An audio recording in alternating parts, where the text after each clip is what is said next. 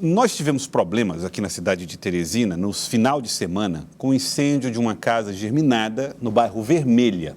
Isso levantou uma discussão importante, porque o incêndio que aconteceu em uma casa acabou atingindo outra. E isso leva a uma discussão importante, que já está, inclusive, tratada em legislação na cidade de Teresina. Qual é os critérios ou quais são as regras para a construção de residências garantindo segurança nas duas habitações? Nós estamos aqui no estúdio com o representante do CAU, Conselho de Arquitetura e Urbanismo, Carlos Kaiser, que vai conversar conosco aqui no Jornal do Piauí. Carlos, boa tarde, seja bem-vindo aqui ao Jornal do Piauí de hoje. Obrigado. Bom, primeiro vamos falar a respeito dessas possibilidades. A cidade de Teresina tem muitas casas nessa configuração. Na prática, é uma casa só, com uma parede no meio dividindo as duas. Por que esse tipo de construção precisa ser revisada, revista, ou algum tipo de outra providência pode ser tomada em relação a isso? Olha, realmente é uma situação que deve ser revista, porque anos anteriores, no passado, esse tipo de construção era permitido, ok? Mas temos que lembrar o risco que é uma construção colada na outra, né? Porque o risco não é, por exemplo, somente propagação de um incêndio, uma incendiou, a outra incendiou. Também a gente tem que ver o conforto, né? O conforto das pessoas que vão ali habitar. Hoje, comumente, quando alguém contrata um arquiteto, muito provavelmente ele já vai fazer o quê? Já vai respeitar os afastamentos, né? Por conta de norma e também por conta do conforto que ele quer propor para aquela família. Mas você falou, por conta de norma. Tem uma norma? Tem, o PDOT, tá? O Plano Diretor de Ordenamento Territorial, tá? A gente vale ressaltar que os planos diretores, não é, são citados desde a Constituição de 88, tá? A Constituição de 88 fala, o plano diretor é o principal instrumento, tá, de planejamento urbano de uma cidade, tá? Então ele deve ser seguido. E anos seguintes, né, a legislação foi complementada, né? A gente teve aí o Estatuto das Cidades em 2001, né, que ele fortaleceu mais. Ele foi estabelecido em 88 e em 2001 o Estatuto das Cidades foi regulamentado. Foi regulamentado, exatamente. Agora, nem toda cidade tem plano diretor? Todas as capitais, por força de lei, tem, tá? Cidades acima de 20 mil habitantes também é obrigado a ter. São obrigadas a ter. Sim, e também cidades, por exemplo, que tenham uma cultura muito forte, por exemplo, Santa Cruz dos Milagres, tem uma cultura muito forte da religiosidade. Então, essas cidades também, mesmo que não tenham os 20 mil habitantes, é necessário que essas cidades tenham também um plano diretor. Tá, aí o plano diretor estabelece esses critérios. Você falou a respeito de regras, regulamento que está lá nessas normas, e falou sobre conforto. Sim, vamos falar um pouquinho então sobre isso, né? Sim, é necessário. Veja, eu, por exemplo, tenho rinite, tá? Se eu estiver num ambiente que não tem a circulação do ar ali ocorrendo o tempo inteiro, né? Você fica num ambiente somente fechado, não tem a troca do volume de ar daquele ambiente, aquele ambiente fica um ar viciado, né? Então, a propagação de material biológico, ela se inicia ali naquele ambiente, e aí quem tem rinite vai ter seus ataques constantes, né? Então, é sempre interessante que você faça um projeto, né, que dê conforto para aquelas pessoas que vão ali morar 10 anos, 20 anos. Certo. Quando se fala, por exemplo, em segurança, e aí falando já a respeito das casas germinadas especificamente, se pode construir, por exemplo, algum tipo de aparato que proíba ou que impeça ou dificulte a propagação de chamas? Olha, aí a gente pode chamar, revisitar aí, né, porque na verdade está aí para todo mundo ver, é público, né, no site do Corpo de Bombeiros, né, você pode entrar lá em instruções técnicas. Tem a instrução técnica número 7, que é isolamento de risco. O que trata? É separação das edificações, tá? Veja que para o Corpo de Bombeiros, uma separação ideal é a de 4 metros, tá? O PDOT, o que é que acontece? 4 metros entre residência e outra? Entre as construções, tá? Entre as construções. Então, por exemplo, o plano diretor nosso hoje, ele admite, os afastamentos são 0 e 1,5. Como isso acontece?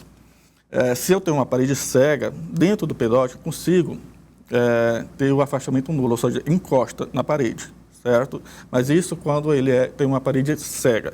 Quando tem qualquer abertura, qualquer janela, o afastamento é 1,5. Tá? Agora, para manter privacidade. Privacidade e também o conforto, né? Ventilação natural, iluminação natural. Chama de parede cega, a parede de uma casa sem janela. Sem janela. Tá, a parede cega é isso, né? Isso. Construiu a parede, não tem janela, a parede cega. Isso. Nesses casos, ele pode colar. Tá? É admitido o afastamento 0. O objetivo só é a privacidade. Agora, temos que ver, como eu falei anteriormente, a instrução técnica número 7, lá do Corpo de Bombeiros, o que é que eles falam? Quando você junta construções, né, edificações, por exemplo, tem que ter ali um separador, tá? A gente chama de uma parede corta-fogo, tá? E essas paredes não é uma parede, não é um vidro vertical comum, né? Não é uma alvenaria comum. São alvenarias que têm, que ser demonstrado até, que podem resistir ao fogo até 120 minutos, tá? É o tempo de resistência ao fogo, Feito né? de quê?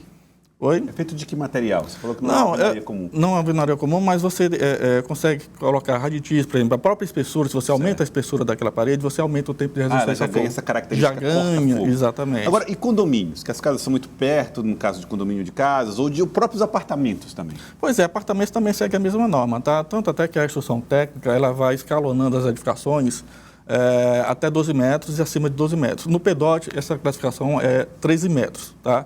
A construção de até 13 metros, se tiver parede cega, pode encostar, se não, 1,5 metro. E construções dentro de um mesmo empreendimento, a distância entre uma e outra, você soma.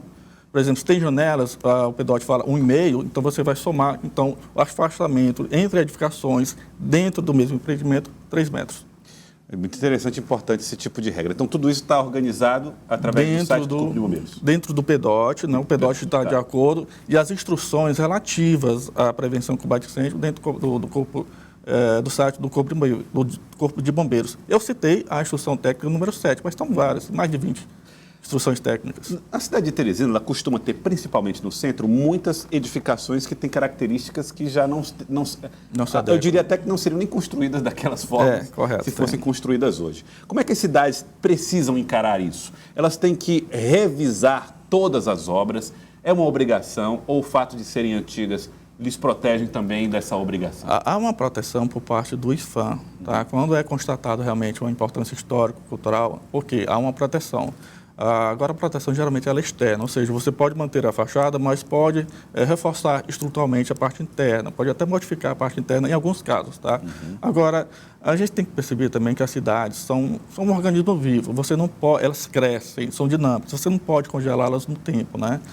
Em algumas exceções, prédios históricos, ok, tudo bem, mas o nosso PEDOT hoje, por exemplo, tem vários ali regramentos que até suscitam, né, investem, né, vamos dizer, promovem até o uso misto das construções que ali estão e as construções que serão executadas ali, tá?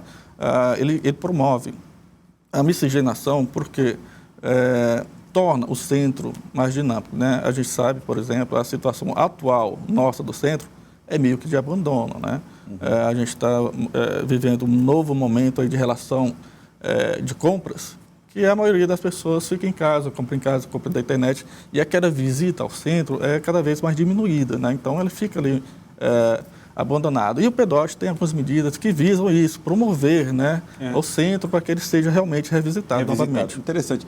E além dessa história das compras por internet, os comércios nos bairros também estão muito fortes. Sim, antigamente a centralidade principal de uma cidade era ali, seu centro urbano, mas aqui em Teresina, por exemplo, nos 90, nos 2000, a gente viu que outras centralidades foram se formando, né? Então, você tem um centro comercial ali no Disseu, tem um centro comercial bastante também diverso ali no Mocambinho, né? Então, outra centralidade, Parque Piauí também. Movimentadíssimo, né? Correto. Bom, vou trazer perguntas aí dos telespectadores, 999100066. Dúvidas dos nossos telespectadores, o Carlos Alberto.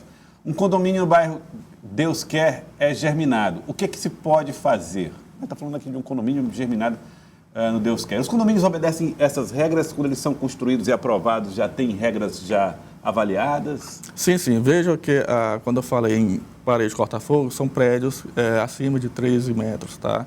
Geralmente essas casas aí que ele se referiu são casas térreas, tá? E aí tem uma parede ali separando as duas, mas vale ressaltar que todas as vezes que a gente priva uma habitação de janelas, né, você diminui a quantidade de janelas, você diminui ali também a quantidade de troca de ar, né, a qualidade da troca de ar daquela habitação. E também você diminui também o efeito benéfico da luz do sol dentro das habitações, tá? A luz do sol, a raio UVA, UVB, eles são bactericidas, então o máximo de luz que entra do ambiente ele também ajuda a combater a proliferação de material biológico dentro das casas, tá? Então, é saudável que se tenha aberturas nas casas, nas habitações. Mais recentemente, o CAU, o Conselho de Arquitetura e Urbanismo, além de, claro, observar as questões profissionais, também precisou avaliar a situação dessas construções, as mais modernas, principalmente em relação à acessibilidade. Sim. Isso tem sido um desafio muito grande. E qual tem sido a disposição das pessoas que têm imóveis antigos em renovar a forma de atender ao público que precisa de acessibilidade? Olha, quanto à acessibilidade, qualquer edificação de acesso de qualquer um do povo, ela deve seguir, tá? Tem que ter. Quando se faz, por exemplo, um condomínio vertical, horizontal, que seja, não importa, uma certa quantidade, um percentual daquelas casas devem ser já acessíveis para aprovação. Tá? Então, mesmo que sejam privadas assim? Mesmo que sejam privadas. Por exemplo, você vai fazer um condomínio habitacional, uma quantidade daquelas casas um percentual deve ser atingido para que seja o projeto aprovado. Uhum. A circulação no condomínio geral já precisa ser? Já, porque qualquer um... Pessoal, quando se fala em acessibilidade, a gente não vai lembrar apenas do cadeirante. Tem aquela pessoa obesa, tem um hemiplégico, paraplégico, tem outras pessoas também que precisam, o idoso, que precisam de um acesso mais fácil, né, para adentrar nos ambientes. Uhum. Quero agradecer, Carlos. Carlos Kaiser, do Conselho de Arquitetura e Urbanismo, muito obrigado pela participação aqui no Jornal do Piauí de hoje. Eu que agradeço, obrigado. Muito obrigado a você.